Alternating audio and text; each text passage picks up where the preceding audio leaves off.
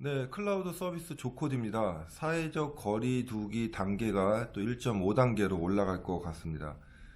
겨울이 오면서 날씨가 추워지면서 또 이 바이러스 활동들이 또 가속화되고 있는 것 같고요. 뭐 우리들 생각도 조금 안일해지지 않았나 이런 생각이 듭니다. 그래서 뭐 잘못하면은 뭐 200명, 지금 200명 넘어섰는데 뭐 400명 이렇게 올라갈 수 있다고 정경 그 처장님인가요? 예, 그분이 말씀을 하고 계십니다. 경고를 지금 하고 있죠. 그래서 1.5단계로 지금 진입을 한다고 정세균 총리가 말씀을 하실 것 같고요. 자, 그러면은 이제 재택근무를 하는데 어떻게 갑자기 사무실에서 일하다가 재택근무를 해야 된다. 자, 어떤 것을 준비를 해야 되는지 한번 알아보도록 하겠습니다. 자, 재택근무를 한다는 것은 우리가 사무실이 아닌 가정이나 아니면 자기가 원하는 공간에서 일을 한다는 거죠. 팀원 사람들, 회사 사람들은 다 다른 장소에 있게 됩니다.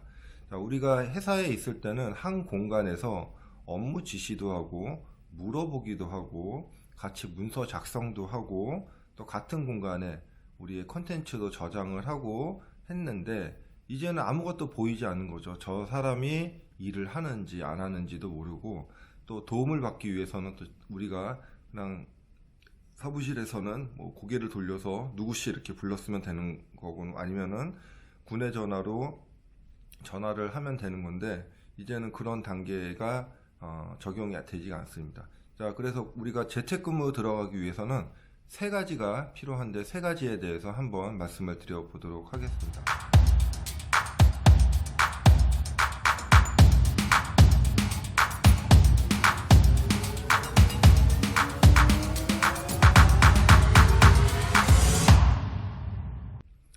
자, 첫 번째로는 우리가 디지털 도구가 필요합니다. 디지털 도구. 자, 우리가 이제 재택근무를 하면서 장소가 다 다르기 때문에 우리가 문서를 저장하든지 우리가 소통을 하든지 뭐 커뮤니케이션을 하든지 다 이런 도구들이 있어야 되는데 이것들이 요즘에는 다 디지털로 하고 있죠. 더 자세히 말씀드리면 디지털 방식의 클라우드 도구를 사용을 하고 있습니다. 자, 뭐 디지털 클라우드 도구 아시는 것이 어떤 게 있을까요? 네, 카톡도 있고요, 밴드도 있고, 뭐 카페도 있고, 뭐 요즘에 많이 사용하시고 있는 구글의 워크스페이스 이렇게 들으시니까 처음 듣는 분도 계실 텐데 구글의 G 스윗, G 스윗도 처음 들으시나요? 구글 앱스, 구글 앱스는 아시네, 다행입니다. 구글 앱스가 이름이 4년 전에 G 스윗으로 바뀌었고 다시 이것이 이번에 워크스페이스라는 이름으로 바뀌었습니다. 함께 일한다는 공간이죠. 가상의 공간에서. 자, 그래서 이런 것을 하나 이용을 해서 저장도 같이 하고 우리가 커뮤니케이션도 함께 하고 그리고 소통도 하고 뭐 문서 작성도 하고 이런 공간이 필요한 거죠. 이렇게 쓰지 않으시면은 이제 우리가 보통 쓰시는 게 VDI나 아니면은 뭐 전용 네트워크를 이용해서 회사랑 보안 네트워크를 만든 다음에 회사에 있는 컴퓨터에 내가 접속을 해서 거기에서 마치 버추얼로 아바타처럼 일을 하는 방식으로 하시던지 아니면은 그냥 또 가상의 공간에 내 업무 공간을 만들어 놓고 거기에 접속을 해서 안전하게 작업을 하시는 경우도 있지만은 우리가 이제 클라우드 환경을 쓴다면은 이런 것들이 또 가상의 공간에서 할 수가 있기 때문에 비록 내 PC를 쓴다고 하더라도 자료를 안전하게 보관을 할 수가 있고요. 뭐 작업하는 것도 그렇고 또한 그 요즘에 이제 인공지능 기술들이 계속 발전을 하고 있어서 사실은 그 원격에서 근무를 하더라도 내가 뭐 정보 유출 이런 거 사실은 조심하셔야 되는 이제 때가 왔습니다. 왜 조심을 해야 되냐면은 사람들의 유출 패턴들은 사실은 비슷비슷하죠.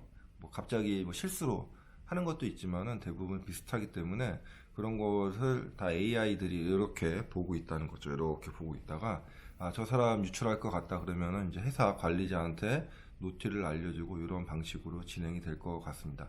자, 첫 번째로 디지털 도구가 필요하다였습니다.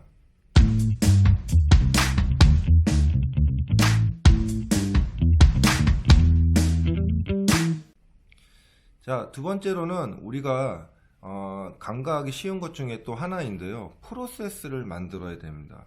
우리가 이제 같은 사무실 공간에서 일을 할 때는 사실 프로세스가 그렇게 뭐 많지 않았죠. 모르면 물어보고, 또 뭐 결제 받으러 가고 뭐 이렇게 하면 되기 때문에 프로세스라는 것들이 별로 없었습니다. 근데 우리가 원격으로 근무를 하면은 이제는 그 뭐 가서 결제 받을 수도 없고 가서 물어볼 수도 없죠. 그래서 이제는 이제 업무 프로세스가 필요할 거라고 생각이 듭니다.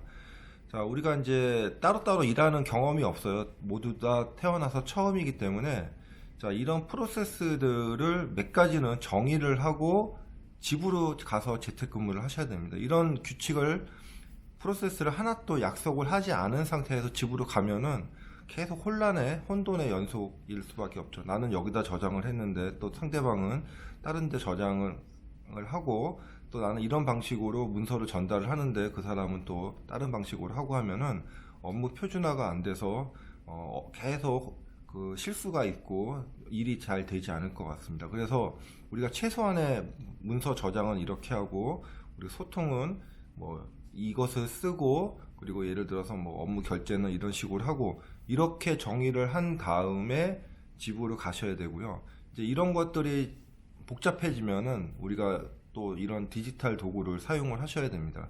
예를 들어서 우리가 뭐 우리 회사는 소통을 많이 해. 이런 회사들은 뭐 슬랙이나 이렇게 커뮤니케이션을 전문적으로 할 수 있는 도구를 사용하시면 좋고요.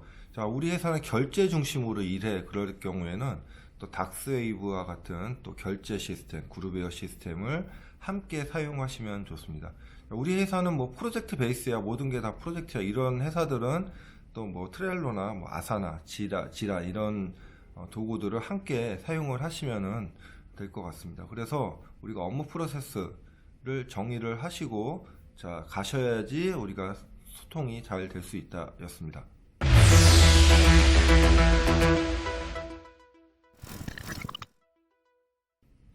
자, 세 번째로, 이거는 정말로 꿀팁인데요. 이거는 정말 제가 많이 말씀을 드리지 않는 겁니다.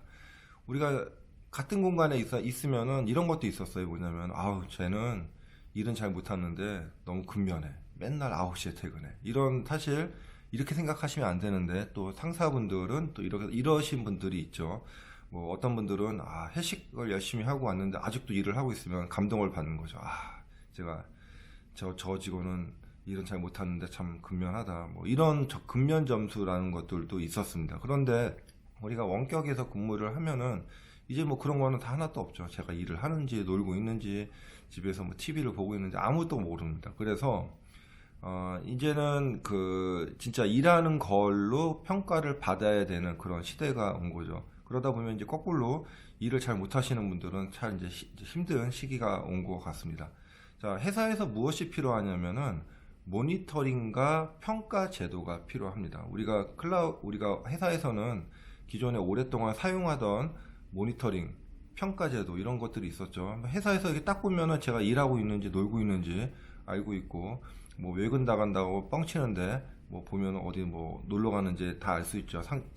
회사 직장 상사분들은 또 평가도 모두가 다 뭐 싫든 좋든 인정하는 평가 체계가 있었습니다. 예를 들어서 뭐 프로젝트가 잘 되거나 뭐 이런 거 아니면 회사 실적 뭐 이런 걸로 해서 뭐 받고 뭐 이렇게 할 수는 있었는데 이제는 원격으로 근무를 하다 보니까 사실 일을 잘한다는 것도 좀 우리가 정의를 다시 해야 될 것 같아요. 그래서 모니터링은 일단은 뭐 직장 상사, 팀장이 직원들을 관리하는 것도 있지만 또 하나 생각을 하셔야 되는 거는 상호 간의 모니터링을 하는 겁니다. 뭐 감시를 한다는 것이 아니고 우리가 원격에서 있으면 사실은 혼자서 일하는 게 어렵습니다. 뭐 도움을 받아야 될 때도 있고 도움을 줘야 될 때도 있는데 그런 것들이 안 보이다 보면은 사실 다른 직원들이 무엇을 하고 있는지를 알아야겠죠. 거꾸로 다른 직원들도 내가 뭘 하고 있는지 알 수 있는 그런 형태가 돼야 될 것 같습니다. 그냥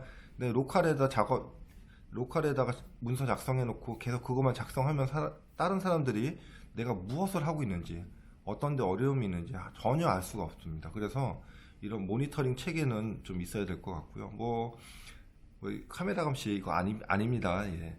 그리고 두 번째로는 평가제도에 대해서 모두가 긍정할 수 있는 평가제도가 있어야 될 것 같습니다. 그러니까 일을 잘한다라는 기준도 좀 바뀌어야 될 것 같고요. 또 제가 좀 요즘에 좀 관심을 가지고 계속 보고 있는 거는 뭐냐면은 상호 평가 제도입니다. 예를 들어서 우리 뭐 대학교 대학교 수업 끝나면은 강의 끝나면은 뭐 학생이 교수를 평가를 하는 경우도 있죠. 이런 것처럼 약간은 상대방들을 다 이렇게 평가할 수 있는 그런 시스템이 하나 있어야 되지 않을까 이렇게 생각이 됩니다. 이거는 뭐 직원 대 직원도 되고 직원 대 팀장, 더 나아가서는 직원이 뭐 사장도 평가를 하고 반대도 되고 이런 평가 제도인데 이것을 약간은 유연하게 좀 했으면 좋겠어요. 그러니까 매월 1일은 뭐 평가하는 날입니다. 이런 게 아니고 그 좀 AI 같은 게 계속 보고 있다가 일하는 거를 보고 하나씩 툭 던지는 거죠. 요즘에 저 홍길동 저 친구 일 잘하나? AI가 얘기를 하는 겁니다. 근면 성실해? 뭐 일은 잘하는 것 같아?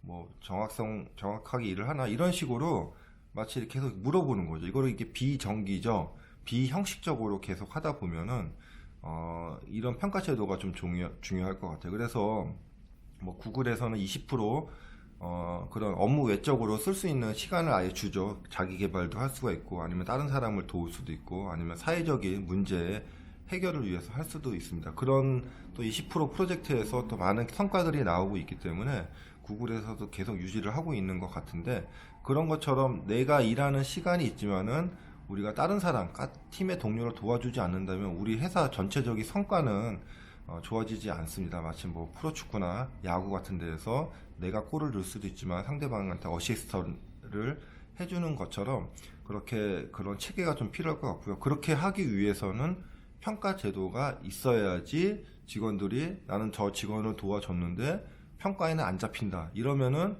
내 일만 하겠죠. 내가 뭐하러 더 내 시간을 들여서 저 친구를 도와주고 회사 발전을 할 수 있게 하냐. 그거보다는 그냥 내 일만 열심히 하고 팀장한테 평가만 잘 받으면 된다. 이렇게 되는 것보다는 우리가 모두가 다 우리 회사, 우리 팀이 잘 될 수 있는 방법으로 찾아보는 게 중요할 것 같습니다.